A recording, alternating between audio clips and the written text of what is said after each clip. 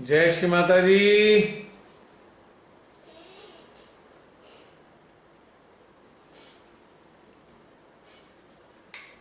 जय श्री माता जी ने। जय श्री माता जी।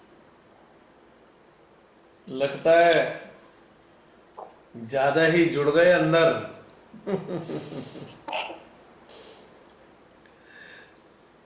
जय श्री माता जी। जय श्री माता जी।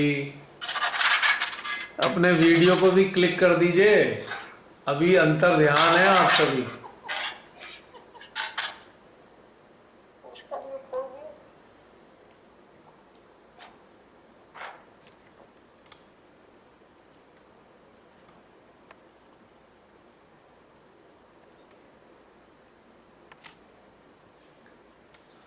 अपने अपने वीडियो क्लिक कर दीजिए। जय श्री माता जी। अभी पूरी जय स्क्रीन श्री काली माता है। जी। हाँ जी। जय श्री माता जी। जय श्री माता जी। हाँ अब ठीक है। जय श्री माता जी भैया। जय श्री माता जी बहन जी। और बताइए, अपने अनुभव कुछ बताना चाहें इस ध्यान के। आज का ध्यान क्या था, मतलब स्टार्टिंग से ही इतना अच्छा लग रहा था।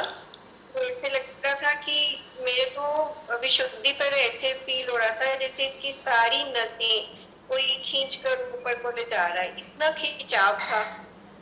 और ऐसे ही संस्कार पर था। ऐसे लग रहा था कि जैसे मैंने अनम्यूट किया हुआ है ना। जय श्री माता जी। हाँ दीदी सुन रहा है आपका, बोलिए। अच्छा मेरा शायद नहीं, ऐसे ही भैया सर पर भी ऐसे ही फील हो रहा था कि जैसे सर के बाल भी ऊपर को उठते चले जा रहे, इतना खिंचाव था। और भैया जब आपने स्टार्टिंग में कहा ना कि उसका पानी कर रही हो और क्या कर रही हो रेशु, तू तो कुछ दियो मत करियो। जब आपने कहा परमात्मा के निराकार स्वरूप पर चित्र रखने को, तो भैया हृदय से लेकर संसार तक इतनी वाइब्रेशंस बढ़ गई एक जैसी। उसके बाद आपने उनके साकार, श्री माता जी के साकार रूप भगत तब भी सेम था। और जब आपने कहा कि भैया आप सुन रहे हैं, हाँ बिल्कुल सुन रहा आवाज नहीं आ हूँ, ध्यान से सुन रहा रही। हूँ। हाँ आप सुन रहे हैं दी।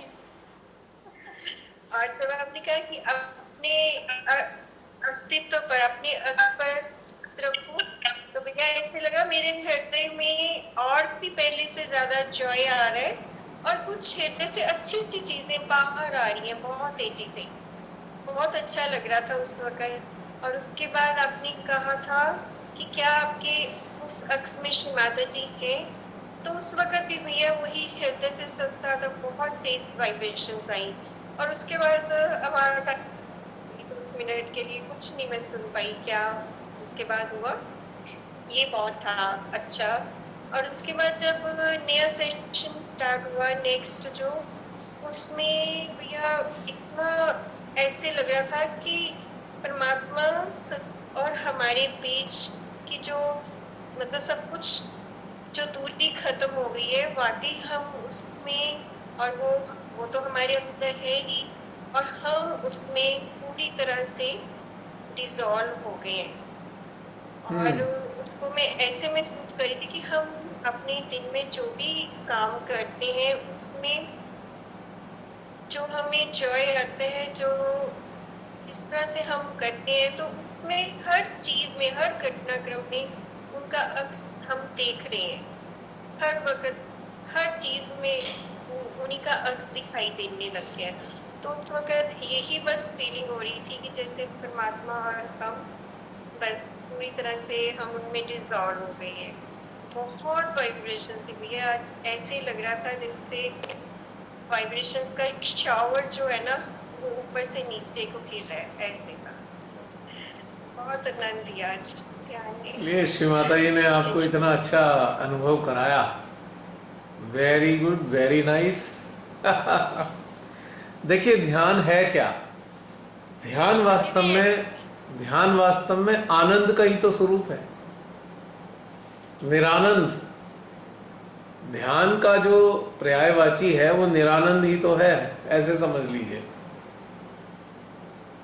एक जरिया है उस आनंद को आत्मसात करने का, नहीं? मेरी आवाज पहुंच रही है आप तक? क्या अटक गया लगता है? हाँ जी, हाँ जी। वो म्यूट कर देती हूँ। टाइम पे नहीं है। अच्छा। या बहुत ज्यादा आनंद आती है, बहुत। चलिए, बहुत अच्छी बात है। हाँ जी, प्रतिमा जी, आप कुछ बताना चाह रहे थे आज? हाँ जी, जय श्री जय श्री माता। हाँ, जय श्री माता जी। मतलब आज का ध्यान मेरा तो सबसे पहला जो मैं आज बोलूंगी कि आज स्टार्टिंग से लेके और एंड तक मेरी बॉडी का कोई पार्ट जिस पोजीशन में थी मैं वही पोजीशन में सेम बैठी रही, और मेरे बॉडी का पार्ट में किसी में कुछ ऐसा लगा ही नहीं कि मुझे कुछ थोड़ा सा चेंज करना है या इतना टाइम एक ही पोजीशन में मैं कैसे बैठी हूँ, वो सबसे आज मतलब मुझे नहीं पता चला कि जैसे बैठी थी एंड तक वैसे ही बैठी रही। बताइए, लगभग 65 मिनट्स हम लोग मेडिटेशन में रहे हैं, 65 मिनट एटलीस्ट। हाँ हाँ, और जिसमें कि मैं पूरा ऐसे पालथी मार के बैठी हूँ आज तो बेड में, मतलब ये एकदम अमेजिंग था, मतलब क्योंकि मेरा थोड़ा सा वो नी ट्विस्ट हुआ था तो उसका भी थोड़ा सा चल रहा था, पर इतना अच्छा कि ऐसे बॉडी बिल्कुल वेटलेस थी। और आपने बोला कि हृदय में आप किसको आप इतना प्यार करते हो, मेरे को समझ ही नहीं आया। मेरे हृदय में तो लोग ऐसे आते चले गए कि वो एक अक्ष में वो सब लोग एक ही हो गए। सारे एक तो रूप वो हो। सबसे सुंदर आज एक, हाँ जी हाँ जी। बहुत बढ़िया। सबके थोड़े थोड़े अलग अनुभव होते हैं जी। हाँ जी हाँ जी जी।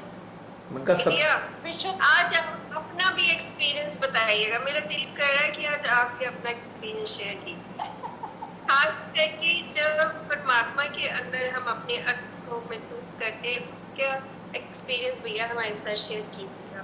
अरे, ये शेयरिंग होती थी जो निकल रही थी मुंह से। ये अपने भीतर गई तो घटनाक्रम है।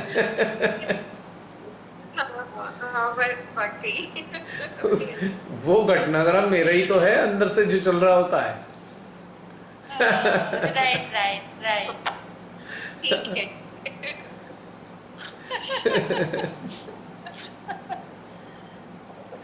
और आज ना स्टार्टिंग से लेके लास्ट तक जैसे मतलब मेरा जो एकादश रुद्र वाला पोर्शन है तो एज इट इज उसके सेम मतलब सेम फीलिंग रही एंड तक। बढ़िया। विशुद्धि और विशुद्धि और एकादश रुद्र पे बिल्कुल एकदम जैसे बोलेंगे कि जैसे बहुत तेज हवा आती है और आप ऐसे आप चारों तरफ फैलने लगते हो, मतलब हवा का प्रेशर ऐसा होता है कि आपकी बॉडी में कुछ तो भी आप ऐसे स्प्रेड होते जाते हो। ऐसा आज मेरा मतलब शुरू से लेके अंत तक ऐसा मतलब मेरा फीलिंग रही। हाँ, कुछ अलग अलग विलक्षण है। अब देखिए ना, हम जैसे भी ध्यान का प्रारंभ करते हैं थोड़ा थोड़ा हमारी अंदरूनी स्थिति भिन्न होती है। भिन्नता से प्रारंभ करते हैं तो धीरे धीरे एकता में परिवर्तित होने लगती है वो। तो इसलिए थोड़ा थोड़ा तो अंतर रहेगा अपने अपने चेतना के स्तर और अपने अपने भ्रमरंध्रों के छिद्रों के घटनाक्रम के कारण। जितने भ्रमरंध्र के छिद्र खुले होंगे उसी हिसाब से समान रूप में अनुभूति होगी। अब मान लीजिए हम में से 50 लोगों के छिद्र, मान लीजिए 500 छिद्र खुले हुए हैं मान लो, तो एक इंटरेस्टिंग बात यह होगी कि 500 छिद्र खुले वालों को लगभग एक सी अनुभूति होगी, 100 छिद्र वालों को लगभग एक सी अनुभूति होगी, 800 छिद्र वालों को बिल्कुल एक सी अनुभूति होगी। तो भिन्नता किस कारण से आ रही है? भिन्नता आ रही है छिद्रों के संख्या से, कि कितने छिद्र खुले हैं। ऊर्जा का जो प्रवाह है इस भिन्नता के कारण अनुभव होता है, और छिद्र अपनी साधना से ही खुलते हैं। तो ये स्वतः ही घटनाक्रम होता है, छिद्र खुलते जाते हैं। जितनी साधना तीव्र होगी, गहन होगी, उतने ज्यादा छिद्रों के खुलने की संभावना होगी। तो इसलिए इससे ज्यादा भिन्नता नहीं हो सकती, वो केवल छिद्रों के कारण है, बाकी कुछ भी नहीं है, सब कुछ एक सही है, क्योंकि सबके यंत्र समान है। बाकी तो सब में 5 चीजों को जब जोड़ा गया है, 5 चीजें आपने जो बोली थी एक के बाद एक, तो उसमें बिल्कुल एकदम जो आप बोल भी रहे थे कि वाइब्रेशंस का फ्लो एकदम सेम है। तो एक्चुअल में मैं वही सोच रही थी कि अरे मुझे सेम लग रहा है, उससे पहले आप बोल ही रहे हो कि एकदम सेम है, कुछ ना ऊंचे गया है ना नीचे गया है, एकदम सेम। तो जिस पोजीशन में थे बिल्कुल सेम उसी पोजीशन में रहे, मतलब। हाँ हाँ, तभी तो बोला था ना मैंने, इसीलिए तो बोला कि एक सा अनुभव हो रहा था। तो इसीलिए, क्योंकि वो जब हम एकीकृत हो गए, उस निराकार शक्ति के साथ एकाकार हो गए, तो अब पृथकता तो समाप्त हो गई। एकाकारिता में उन्हीं के जैसे वो अनुभव हमें करते होंगे वैसे ही हमें अनुभव हो रहा था। अब हम वो तो नहीं है, लेकिन महसूस कर सकते हैं कि जरूर ऐसा ही होता होगा। और वो आपके साथ ध्यान में ये होता है कि जैसे जो चीज अगर हमारे मन में या हमारी सोच में आ जाती है कि अब मुझे इस तरह की फीलिंग हुई, और फिर वही चीज आप एकदम बोल देते हो, तो एकदम ऐसे वो ऐसे माइंड होते हैं कि अरे वाह ऐसे हुआ, और ऐसे एकदम से पता चल गया हमको, तो मतलब वही हो रहा है सबके साथ। अब जैसे कि एक हांडी के अंदर आधा किलो चावल है, ठीक है, एक हांडी में आधा किलो चावल पकाए हैं, तो चावल सारे इकट्ठे हैं, ठीक है। अब उन इकट्ठे चावल में से आपने 10-20 चावल एक चम्मच में लिए और देखा कैसे हैं, कैसे स्वाद चखते हैं, मुलायम है। तो हांडी के चावल कौन है? परमात्मा। हम लोग कौन है? चावल के दाने। तो एक रूप तो है ना। अगर हांडी में है तो उनके साथ है, वहां से निकाल दिए गए तो अलग हैं, लेकिन उनकी जो प्रॉपर्टी है, उनके गुण तो वैसे के वैसे ही रहने वाले हैं, स्वाद भी वैसा ही होगा, बाकी के चावलों का भी वही स्वाद होगा। तो अब कह रहे थे कि हांडी के जो चावल हैं, हांडी के बाकी चावल भी वैसे ही हैं जैसे उनसे निकाले गए चावल, उनका भी वही स्वाद है, और बाहर निकाले गए चावलों का भी वैसे ही स्वाद है। तो ये है इंटरेस्टिंग बात।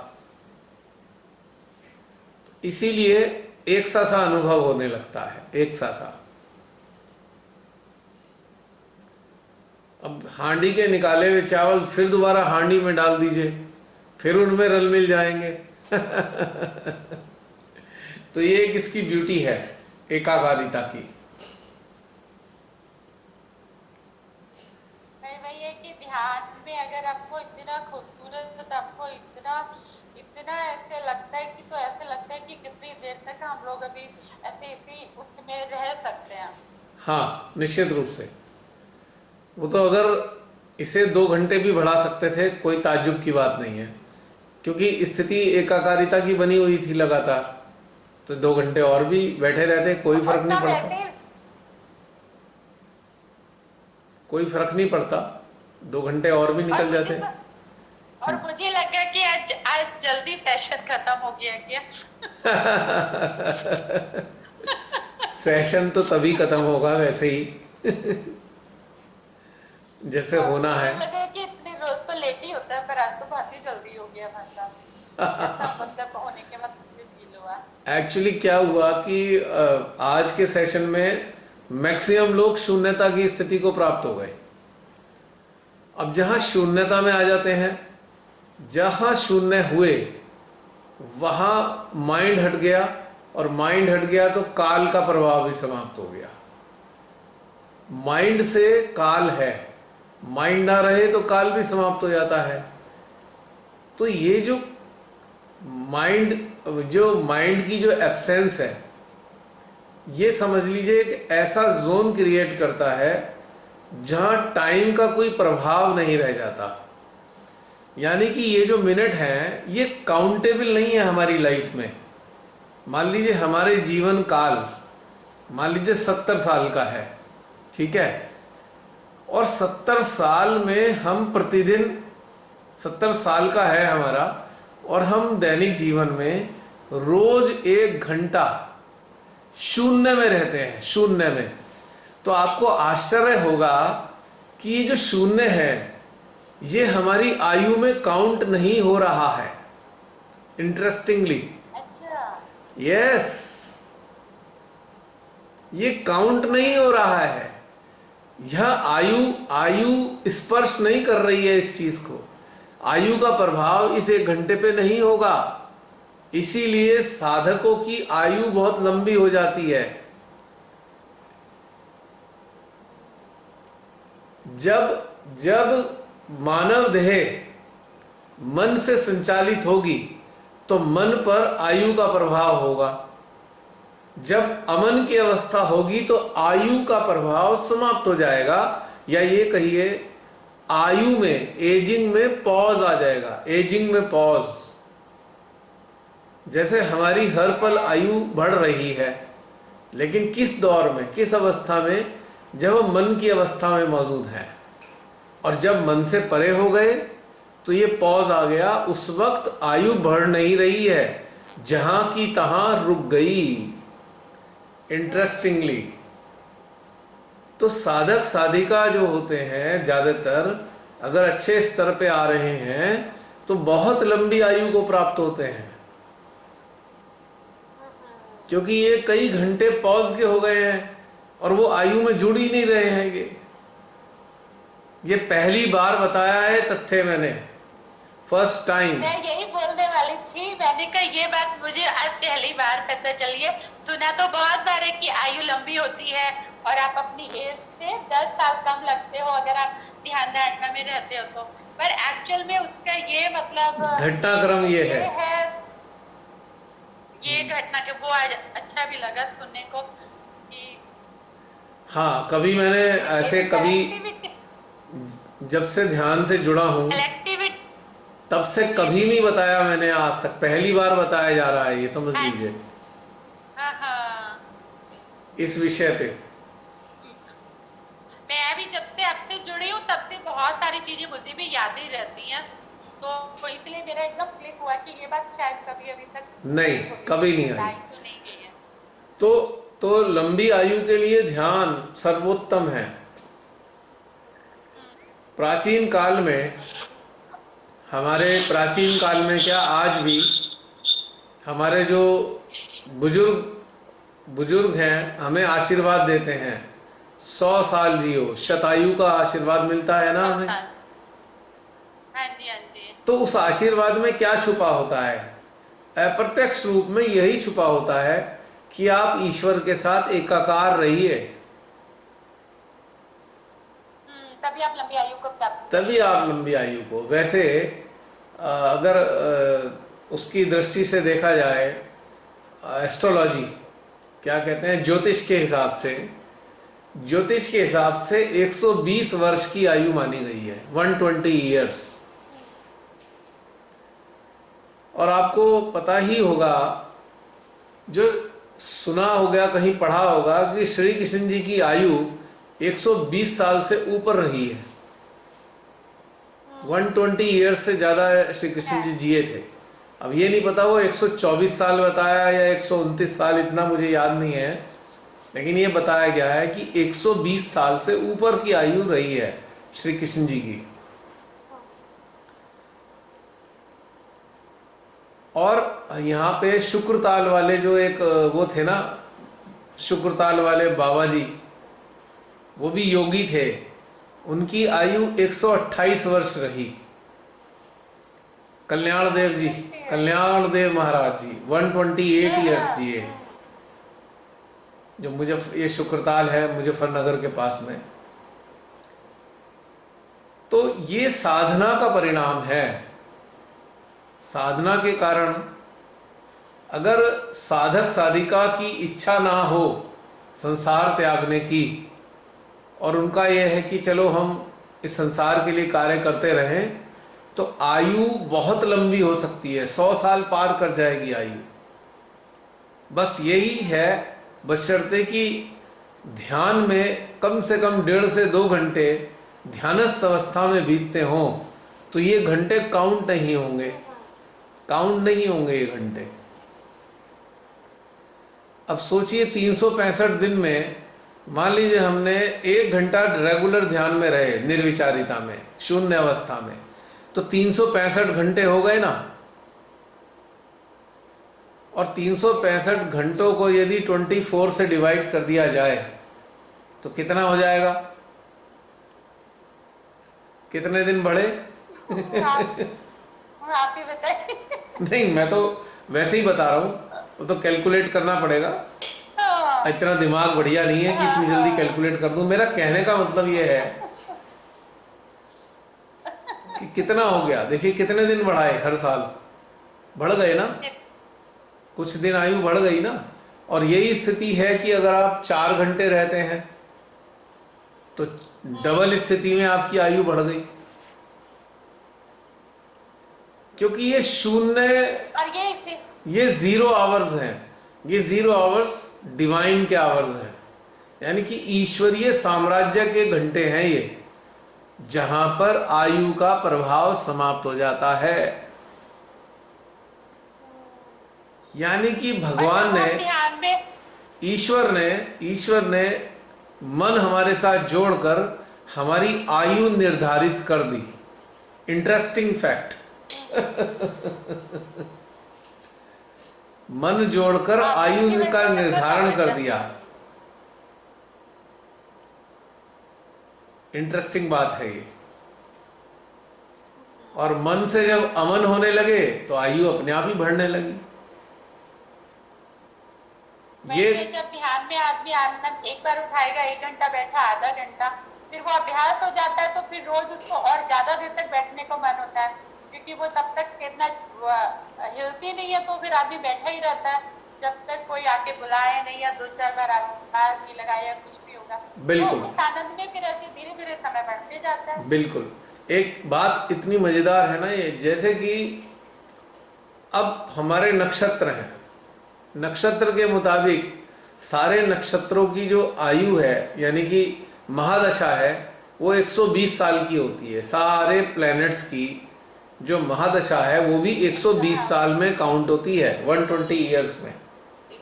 तो जो पूर्ण आयु है वो 120 वर्ष ही मानी गई है। तो शरीर छोड़ना या ना छोड़ना एक तरीके से इच्छा के ऊपर निर्भर हो गया, इच्छा पे निर्भर हो गया। अब साधक का मन है बस हो गया, बस ठीक है अब चलते हैं, तो आयु बढ़ी भी हो सकती है, लेकिन उसकी मर्जी नहीं है तो कम आयु में भी चला गया, बशर्ते उसके अंदर ये अवस्था पैदा होनी चाहिए। और ये संसार छोड़ने की इच्छा किसी पीड़ा के कारण या पलायन के कारण ना हो। बस जैसे कि दूसरे शहर में घूमने की इच्छा हो गई, चलो भाई इस शहर से नहीं अब दूसरे शहर में घूम आते हैं, ये वाली फीलिंग होनी चाहिए। संसार से दुखी होकर जाने की इच्छा ना हो। तो ये घटनाक्रम बड़ा इंटरेस्टिंग है अगर समझें तो।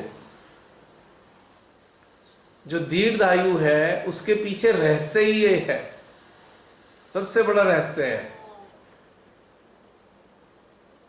जो लोग साधना से नहीं भी जुड़े किंतु वे मन में नहीं रहते, वो अमन अवस्था में रहते हैं, तो उनकी भी आयु बढ़ जाएगी। अब एक प्रश्न उठेगा, अरे भाई जन्म पत्री में तो इतनी आयु लिखी है, जन्म पत्री में आयु इतनी लिखी है कि 80 वर्ष में मृत्यु होनी सुनिश्चित है, जन्म पत्री कह रही है। तो जन्म पत्री सही कह रही है, क्योंकि जन्म पत्री जो बता रही है वो कार्मिक घटनाक्रम के आधार पर बता रही है, पूर्व जीवन के जो कर्म है और उन कर्मों में जो मन का प्रभाव है, मन का प्रभाव ही हमारी मृत्यु को सुनिश्चित करता है। और अगले जन्म में यही मन का प्रभाव आयु भी सुनिश्चित करता है कि इतनी आयु रहेगी अगले जन्म में। Interesting, very interesting. तो जन्म पत्री ने कहा कि इस शख्स की आयु, इस जातक की आयु 80 वर्ष है। ठीक है, जन्म पत्री ने गलत नहीं बताया, क्योंकि पिछले जीवन में जो उसके मन के कारण, मन के प्रभाव में आकर जो उसने कर्म किए, उसके मुताबिक उसकी आयु सुनिश्चित हो गई। और अगले जन्म में वो आयु उसकी 80 वर्ष सुनिश्चित होती है। लेकिन श्री माता जी की अनुकंपा होती है और वह मानव श्री माता जी के श्री चरणों से जुड़ जाता है और धीरे धीरे करके ध्यान में उतरना प्रारंभ कर देता है। गहनता बढ़ती जाती है, गहनता बढ़ती जाती है और आयु भी बढ़ती जाती है, क्योंकि मन की आयु के मुताबिक तो 80 साल ही जिएगा, लेकिन जो अमन अवस्था में जिया है वो तो ऐड हो गया,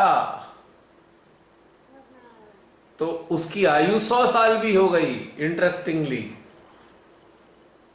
मन के मुताबिक कार्मिक आधार पे आयु 80 साल सुनिश्चित होती है, लेकिन साधना की गहनता में उतरने के कारण, अमन अवस्था में रहने के कारण उसकी आयु में ये घंटे जुड़ जाते हैं। या हम दूसरे शब्दों में ये कहें कि जब तक मन सक्रिय रहा वो 80 साल तक रहेगा। मन सक्रिय, टोटल 80 साल तक मन सक्रिय रहेगा और बाकी के 20 साल अमन अवस्था हो गई। तो जन्मपत्री ने गलत नहीं कहा, उसके मन का प्रभाव 80 साल में रहा, यानी कि मन 80 साल में मर गया, बाकी के 20 साल अमन के थे। तो इस तरीके से आयु बढ़ जाती है। अब मन का प्रभाव कैसे आयु पे होता है, अब ये सब लोग आप जानते हैं। मन के कारण किसी खास चक्र में, किन्हीं खास चक्रों में समस्याएं पैदा होती हैं और उन खास चक्रों से संबंधित अंगों में समस्याएं पैदा होती हैं। और अंग जब रोगी होते हैं तो उनके कारण वो सुनिश्चित आयु घट जाती है। भगवान ने हमें 120 वर्ष की आयु दी, इसीलिए 120 साल तक सारे नक्षत्रों को संरक्षण के लिए हमें दिया। सारे नक्षत्रों का 120 साल तक संरक्षण हमें दिया। लेकिन हम मन के चंगुल में फंस गए तो 120 साल की आयु को हमने घटा दिया और मन की अवस्था में ही मृत्यु हो गई। तो अगले जन्म में जो आयु होगी वो मन के कारण जो उपलब्ध है वो मिलेगी हमें, मन के कारण जो जमा घटा करके मिली है। लेकिन जब साधना से जुड़ गए तो मन ने प्रभाव हमारा 70 साल या 80 साल तक जमाया और हम उसी बीच में ध्यान में भी जुड़ते गए। रोज 2 घंटे अविचार अवस्था में रहे, विचार रहित अवस्था में लगातार बने रहे। तो 2-2 घंटे करके हमारे हो गए 700 घंटे। 365 के दुगने कर दीजिए 700 घंटे। तो 700 घंटे से 24 से जब डिवाइड करेंगे तो जो आएगा उतनी आयु हमने बढ़ा ली। तो ये है मजेदार खेल। आज श्री माता जी ने एक ऐसा रिविलेशन कराया, एक क्या कहना चाहिए, अनावृत किया एक सत्य को सरल भाषा में। उन्होंने प्रेरणा दी। आज अच्छा हुआ मौका मिला सुनने का, समझने का। अब बहुत बार तो जैसे हम काम कर रहे होते हैं, मतलब काम कर ही रहे होते हैं, पर फिर हमें पता चलता है कि उतनी देर हमने बस काम ऐसे बॉडी करते जा रही है, पर यहाँ से एकदम जैसे बिल्कुल पता ही नहीं है कि यहाँ से बिल्कुल थॉटलेस एग्जैक्टली रहते हैं और काम भी पूरा हो जाता है और वो पता भी नहीं चलता कि हम थॉटलेस कितनी देर रहे और काम भी कैसे खत्म हो गया। हाँ, यानी कि अमन अवस्था हमने कितनी देर मेंटेन करी। अमन, मन रहित अवस्था। This is very important to enhance your age, live a long life. अमन अवस्था देती है हमें ये। अब देखिए, मृत्यु का एक कारण बनता है कोई ना कोई। मृत्यु का कारण कैसे बनता है? आम हालात में मन ही तो कारण बनता है। मन, कोई भी मन जो है हमारे को तंग करता है, किसी एक पहलू पर हमारा मन हमें अटक जाता है। मान लीजिए हमारा मन धन में अटक गया। अब जब धन का संबंध है, जहाँ वो संबंध है हमारी नाभि से, राइट नाभि की कोई समस्या हमारे को उत्पन्न होने लगी, यानी कि लीवर की समस्या। राइट नाभि का मतलब लीवर की समस्या होने लगी। धीरे धीरे हमने लीवर डैमेज कर लिया, और जब वो डैमेज हो गया तो एक दिन यही लीवर हमारी मृत्यु का कारण ही बनेगा। इसी प्रकार से यदि हमने घृणा पाल ली, हम सबसे घृणा करने लगे, घृणा ही करते रहे करते रहे करते रहे, तो हम लेफ्ट हार्ट के विरोध में चले गए। तो लेफ्ट हार्ट के विरोध के कारण हमारे अंदर हृदय में हृदय शूल की समस्या हमने पाल ली, एंजाइना पेक्टोरिस। एंजाइना पाल लिया, धीरे धीरे एक दिन हमारी धमनियां ब्लॉक हो गई और हमारी मृत्यु हो गई। राइट? राइट, एकदम राइट। तो इस प्रकार से हमारे सब ये चीजें खुलती जाती है, तो जो थोड़ी बहुत बीमारी होती भी है या कुछ बन भी रही है, तो वो क्लियर होने से वो ऑर्गन पूरा एकदम स्ट्रॉन्ग और पूरे। अब जब हमारे अंदर स्वभाव है संसारिकता में लिप्त होने का, लेकिन श्री माता जी की अनुकंपा से हम ध्यान में आए। हम ध्यान में आने का बाद धीरे धीरे गहन होते गए। अब हमारे अंदर अमन अवस्था उत्पन्न होने लगी, विचार रहित अवस्था में हम ज्यादा से ज्यादा समय काटने लगे। तो क्या होगा, लिप्तता हमारी खत्म होने लगेगी। तो उस लिप्तता की टेंडेंसी के कारण, पिछले जीवन में भी हम लिप्त थे, उस लिप्तता के कारण हमारी वर्तमान जीवन की आयु सुनिश्चित हो गई कि मरेगा तो ये पेट के रोग से ही, तो इतने दिन में ये डैमेज कर लेगा अपने सिस्टम को और इतने दिन में इसकी मृत्यु हो जाएगी। जन्मपत्री ने गलत नहीं बताया, लेकिन ध्यान में आने के कारण हमारा पेट ठीक हो गया, लीवर भी ठीक हो गया, तो फिर क्यों मरेंगे, फिर हमारी आयु बढ़ जाएगी ना इस तरीके से। इसीलिए कहा जाता है माँ की कृपा हो तो सब कुछ बढ़िया हो जाता है, सरल भाषा में। लेकिन तकनीकी घटनाक्रम ये होता है, टेक्निकली ये घटित होता है हमारे जीवन में। है ना, कितना मिस्टीरियस। कभी कभी तो ना ये जो मन होता है ना, मतलब जैसे आप बता रहे हो कि कभी कभी तो ये बहुत अच्छे से ऐसे रहता है, इतना हेल्दी उस पर रहता है कि एकदम हम कहीं पर भी बहुत अच्छे से ऐसे अटैच नहीं होते, मतलब डिटैच रहते हैं, सब अच्छा होता है। पर कभी कभी ये बहुत ऐसे तंग करता है कि जहाँ से इसको हटाना है ये वही पहुंच जाता है। वो कारण है, जाते ही नहीं है पर उसको जाना वही है। उसके कारण है कि हमने अभ्यास, कई जन्मों से अभ्यास बनाया ना अटकाने का मन। कई जन्मों तक तो हमने मन को अटकाने का अभ्यास बनाया, और इसी जन्म में जाकर हम मन को हटाने का अभ्यास बना रहे हैं, तो एकदम से जल्दी से बनेगा नहीं ना। अगर आपने सुना हो, रात को भी जैसे ना रात को सोते सोते या कभी भी जब कोई चीज ऐसे परेशान करती है, तो जैसे कितनी भी नींद होगी ना, तो एकदम से श्री माता जी का चेहरा आएगा, या हम मतलब या अंदर से श्री माता जी का ही वो ही निकलता है।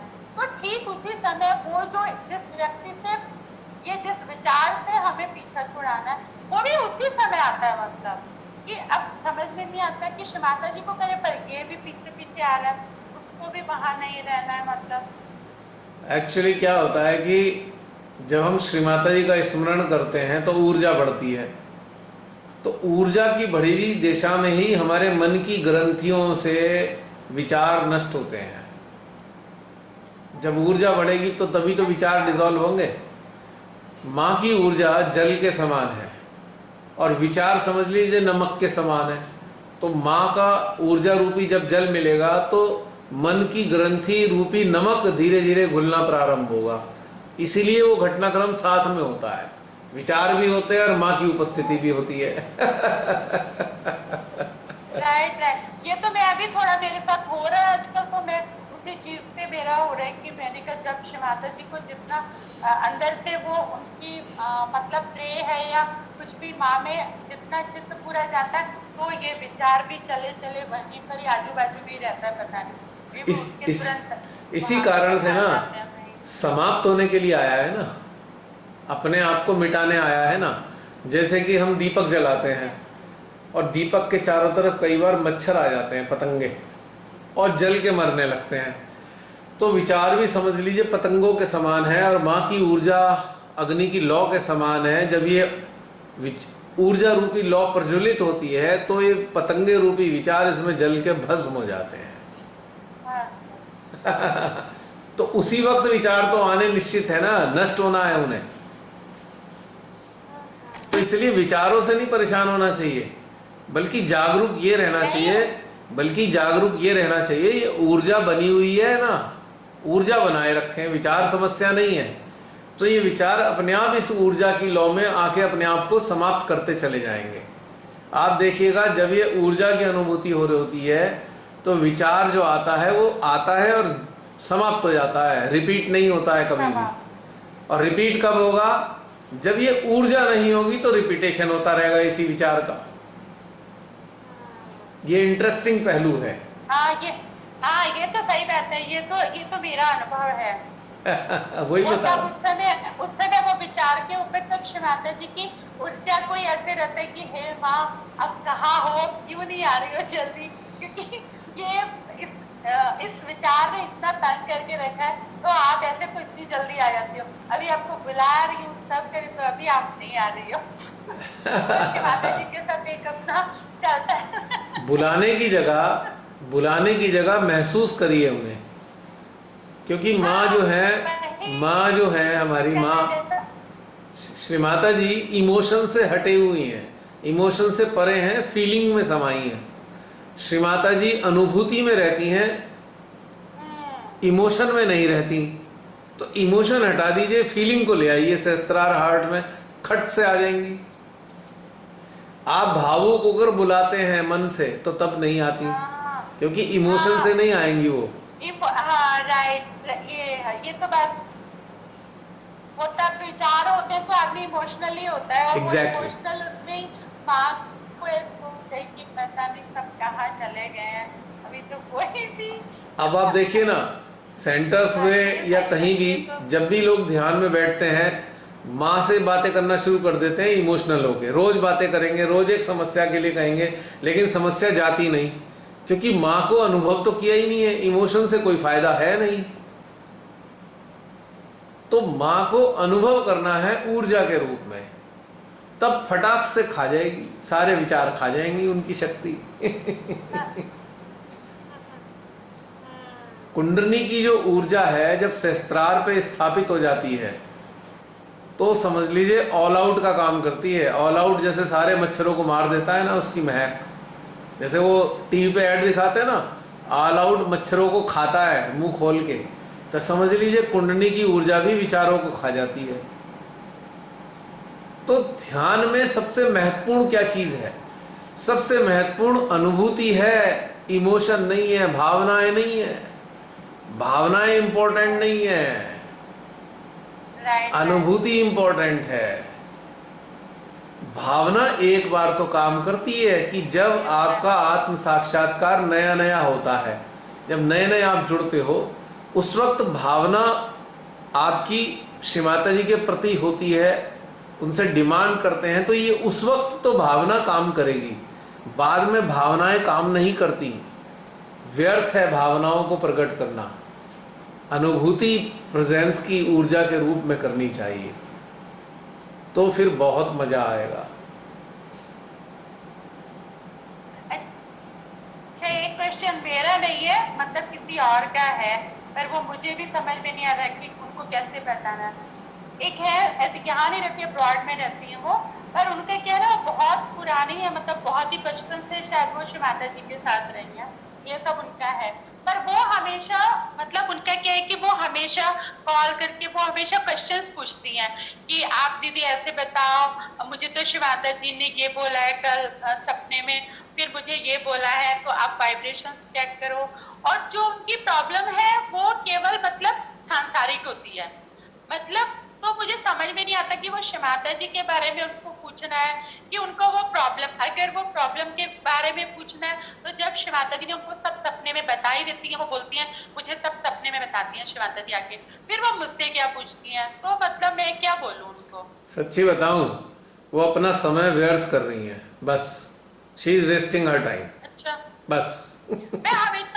मैं तो हमेशा ही उनको एक थोड़ा सा यही बोलती हूँ, मैंने कहा देखो अब संसार में तो सुख दुख सब लगा रहता है, सब चीजें अलग हैं ये, पर आपका जो ध्यान है तो ध्यान में तो आपको, अब ध्यान में उतरते हो कि अब हाँ, आपको बहुत ध्यान है। अभी अभी जो हमने बातें की मन की, वो मन से बाहर आई नहीं आज तक, तो कुछ हो नहीं सकता, मन से तो हटना पड़ेगा। अब सपने में श्री माता जी बेचारी मजबूरी में आए जा रही हैं, समझाए जा रही हैं कि भाई बेटा ध्यान में उतरो, ध्यान में उतरो, पर उन्हें समझ में नहीं आ रहा। सपने में माँ को आना ही इसलिए पड़ रहा है कि कॉन्शियस स्टेट में वो ध्यान में माँ को ग्रहण नहीं कर पा रही। और क्या हो रहा है कि अब भाई वो अगर मुझसे पूछती है तो मुझे तो ऐसे शिव माता जी का कोई सपना आता नहीं है, मतलब ऐसे कि देखिए बहुत सारे सहजी सपनों की बात कहते हैं, तो मैं एक सरल बात कहता हूं, सपने सपने होते हैं, यथार्थ नहीं है। तो हमें यथार्थ में आना है, वास्तविकता में आना है, कॉन्शियस स्टेट में आना है। कॉन्शियस स्टेट में जब हम ध्यानस्थ होंगे तो हम कमाई कर पाएंगे। सपनों में कोई कमाई नहीं होती है, सपनों में तो गंवाई होती है, गंवा रहे हैं। कॉन्शियस स्टेट में कमाना है, तो सपनों के चक्कर में उलझे कोई भी ना। मेरा सबसे फिर कहना है, कोई भी सपनों के चक्कर में ना उलझे। आप अपनी चेतना को, अपने समय को व्यर्थ कर रहे हैं, literally you are wasting your time. और सपनों के बारे में घंटों तक सोचते हैं, कई कई दिन तक सोचते हैं, यूजलेस, कोई फायदा नहीं। उसमें क्वेश्चन एक होता है ना मेरा उनसे कि जब आपको शिव माता जी ने इस प्रॉब्लम का सॉल्यूशन ऐसे बताया, तो फिर मैं तो आपको क्या बताऊं? हाँ बिल्कुल सही है, मुझे बता दिया तो आप उसी को फॉलो करो फिर। वो देखिए, मैं अफसोस है, क्या बताऊं, मुझे कहना है का अफसोस हो रहा है कि वो अभी जुड़ी ही नहीं है श्री माता जी से, बस सिंपल। अब उनका यही है कि भैया जुड़ो, कि मैं बच सपने छोड़ो, जुड़ो, सपनों की बातें मत करो। सपनों में माँ ने क्या किया, जुड़ो आप प्रत्यक्ष में। हमारा वैसा अनुभव रहा नहीं है शुरू से भी ना। हाँ, वो अगर श्री माता जी के साथ बचपन से थी, छोटे से थी और इतनी बड़ी भी हो गई है, और मतलब फिर वो एक ही चीज कई लोगों से पूछती है कि वाइब्रेशन चेक करो, वाइब्रेशन। मैंने कहा ना, इतने देर में आप वाइब्रेशन, मैंने कहा ना कि वो अपना भी समय खराब कर रही हैं, दूसरों का भी कर रही हैं। यू शुड डिस्करेज, आप उनको हतोत्साहित करो इस अपने अपने की बातों में। बेकार है ये सब चीजें, यूजलेस, कोई फायदा नहीं। ये मुझे लग ही रहा था कि मैं पूछूंगी, मैं वो कुछ अब आपको बहुत हर्ट तो नहीं कर, तो ठीक है भाई। अब एक बात बताइए, लग रहा है वैसे मुझे आप एक बात बताइए, सपनों पे इतना महत्व जो सहजी दे रहे हैं, आप सपने में खाना खा लो तो आपका पेट भर जाएगा क्या? सपने में आप 56 व्यंजन खाओ तो आप खाना छोड़ दो, क्योंकि सपने में तो खा लिया, अब वैसे खाने की जरूरत नहीं, फिर नहीं भरता ना पेट। तो इसी प्रकार से कभी कभी ऐसे भी होता है ना, कोई आपको कोई सहजी मिलते हैं तो वो ये उनका यही प्रश्न होता है कि और आपको कि ध्यान कैसा चल रहा है। हाँ, सब शिव माता जी को पता है ध्यान कैसा चल रहा है, तो बोले और शिव माता जी सपने में आई, कुछ बोला। अब इसका क्या आंसर है कि मैंने कहा सपने में क्या, माँ तो कण कण में है, तो सपना तो लाने की जरूरत ही नहीं है, माँ तो सर्वत्र हर समय ही रहती है। श्री माता जी तो उनकी मर्जी है, वो अति चेतन में आए कि अवचेतन में आए कि चेतन में आए, उनकी मर्जी। लेकिन हमारा क्या कर्तव्य है कि हम चेतन अवस्था में उन्हें अनुभव करें। वो उनकी मर्जी है कि अवचेतन में आती हैं या अति चेतन में आती हैं, पर हमारा कर्तव्य क्या है कि हम उन्हें चेतन अवस्था में अनुभव करें, सर्वोत्तम चेतन। अब जैसे सपने में खाना खाने से पेट नहीं भरता, इसी प्रकार से सपने में श्री माता जी के आने से हमारा सहज में उत्थान नहीं होता। हम खाली सपनों पे हम सपनों को खुश हो जाएं, माँ सपने में आई थी और खुश हो जाएं, तो हमारा उत्थान नहीं होगा, हमें मेहनत करनी पड़ेगी, ध्यान में उतरना होगा, पक्की बात।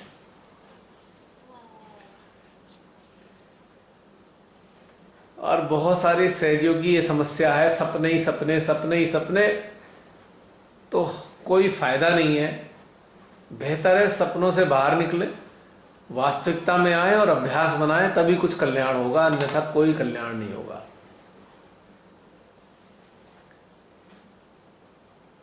क्लियर बात है ये। अब ध्यान के समय को बढ़ाएं, ध्यान के समय को बढ़ाएं, हाँ, समय को बढ़ाएं। बिल्कुल बिल्कुल। जितना टाइम, अच्छी बात पता जितना टाइम सहजी, जितना टाइम सहजी ध्यान सपने की बातें करके खराब कर देते हैं, अगर उसका 10% भी ध्यान में गहनता में उतरे होते तो कल्याण हो जाता।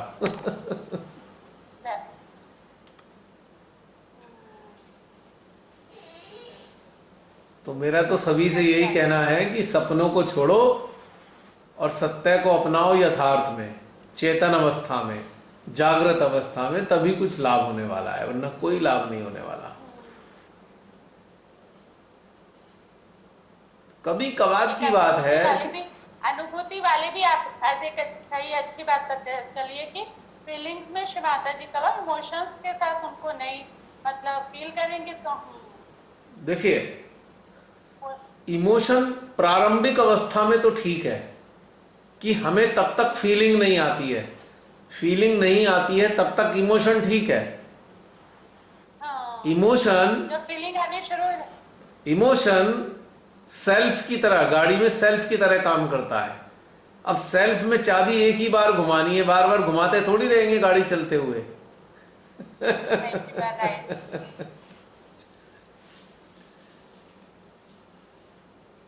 आज तो 2-3 बातें नहीं पता चली है, तो कल बहुत सारे लोगों से इस बारे में बात की जाएगी। कुछ है जैसे कि उनके साथ भी इसी तरह की बातें होती हैं, तो उनके साथ होगा तो अच्छा है, फिर यहाँ पूरी तरह फिट भी हो जाएगी। बस जैसे श्री माता जी चाहे। अपने को तो मालूम नहीं कि किधर को रुख चलेगा, कौन से डायरेक्शन में बातें जाएंगी और कौन से डायरेक्शन में ध्यान जाएगा, ये तो सब परमेश्वर ही जाने, अपने हाथ में तो कुछ है नहीं। अभी तो यहाँ के बाद बोलेंगे अच्छा ठीक है आज सैटरडे तुम ध्यान कर लो और फिर कल उसका सुबह मुझे बताना। हाँ सही है, ये वाला ध्यान तो कम से कम 2 महीने बाद YouTube पे आएगा, आफ्टर 2 months। हाँ वो मम्मी को तो टाइम लगेगा ना, इसलिए वो थोड़ा जितना उनको बहुत अच्छा लगता है पर वो कर नहीं पाती ना, तो वही है बस। अब मेरे ख्याल से 2-3 मिनट रह गए हैं, और कोई बातचीत करना चाहे? 2 मिनट का समय रह गया है, शायद 28 हो गए, 11:28।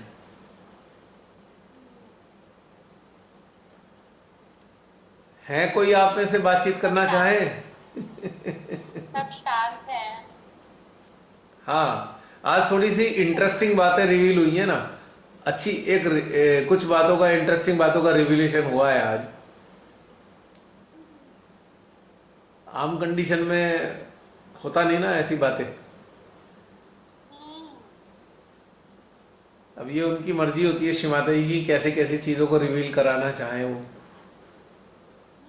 तो है ही, उनकी मर्जी के बिना तो कुछ होता ही नहीं है। अब मेरे ख्याल से 1-1.5 मिनट रह गया है, मैं पहले जय श्री माता जी बोल देता हूँ, जब तक ये चलेगा चलेगा। सभी को जय श्री माता जी तब तक चलाए रखे जब तक ये चले। जय श्री माता जी। जय श्री माता जी। जय श्री माता जी अंकल। जय श्री माता जी। अब जब तक चल जाए तब तक बात कर लेंगे। जय श्री माता जी। जय श्री माता जी। जय श्री माता जी। माता जी। जय श्री माता जी भैया। जय श्री माता जी। जय श्री माता जी दीदी। जय श्री माता जी भैया। आप YouTube आप वीडियो को क्लिक करके बोल दिया करो, पता ही नहीं चलता कौन बोल रहा है। वीडियो क्लिक करके बोलिए तभी तो पता लगेगा। हाँ वो दिखाई नहीं देता ना, काला स्क्रीन है, वीडियो बंद कर रखा है ना इन्होंने। 5 more minutes to go। कितना मिनट? सेकेंड। हाँ, तो मैंने सही टाइम पे जय श्री माता जी बोल दी, वरना फिर वो रह जाती है।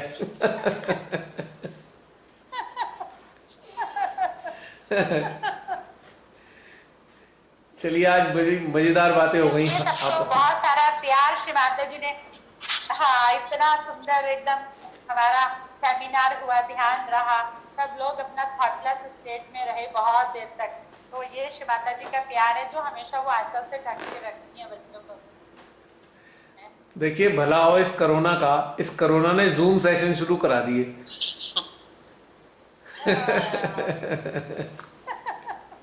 राइट। और इससे लाभ ये है, नहीं रहता कोरोना, फिर कभी कभी आता है। अब कोरोना तो आएगा, दोबारा तो नहीं आएगा, लेकिन अब आया हुआ है तो इसका पूरा आनंद आ रहा है। ऐसे सेशन शुरू नहीं होते। अब ये सेशन ऐसे हैं, ये एवरग्रीन है, कहीं जाने की जरूरत नहीं, कहीं आने की जरूरत नहीं। भाई अपने घर में बैठ आराम के, से कुछ काम नहीं करना, जल्दी काम खत्म करके आराम से अपना ध्यान में बैठो, आराम से सबसे मिलो, और बस इससे ज्यादा आनंद और क्या चाहिए। बिल्कुल। और इंटरेस्टिंग बात यह है कि रात में होता है, ध्यान के बाद ध्यान में फिर नींद भी बड़ी मजेदार आती है। और डिस्टर्बेंस कुछ होता नहीं है। हाँ, एकदम फोकस्ड होता है मतलब। बिल्कुल। रात्रि का ध्यान सर्वोत्तम होता है। मेरे को तो हमेशा रात में ही मैं बैठा हूँ।